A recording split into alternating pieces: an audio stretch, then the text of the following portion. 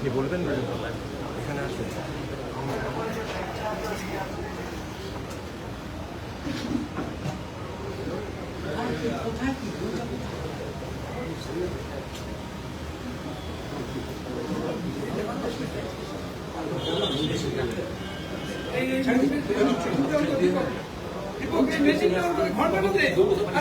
ঘন্টাটা দিবি তো।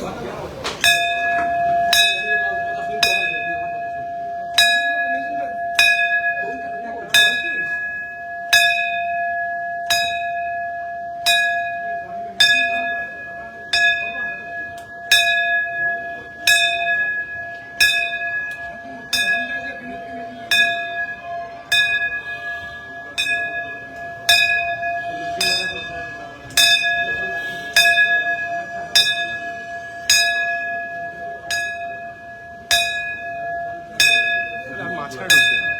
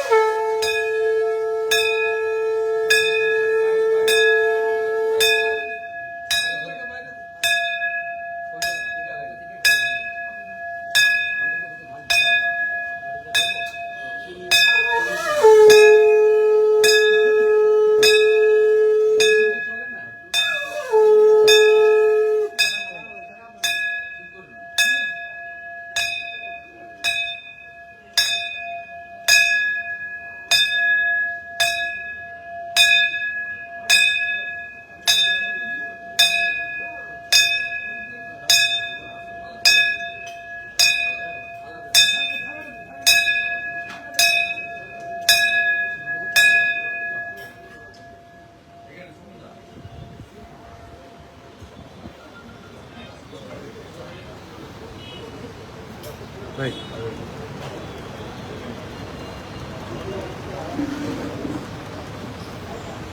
Hey.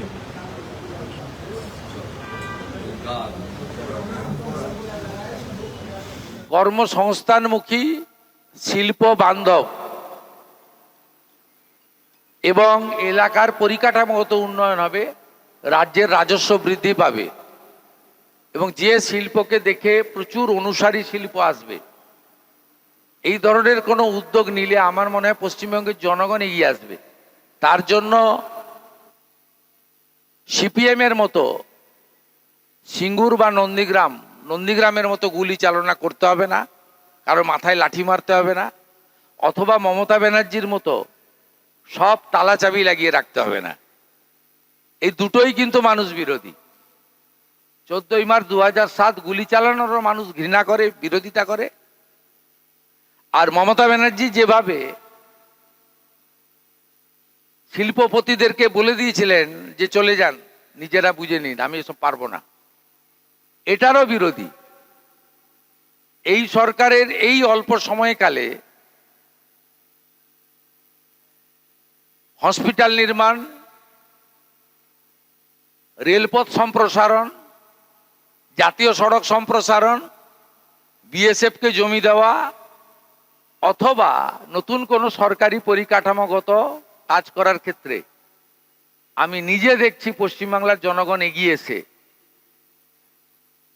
নির্ধারিত মূল্যে জমি নিজেরাই দিয়ে যাচ্ছেন। যে আমাদেরকে আপনারা সময় দিতে হবে।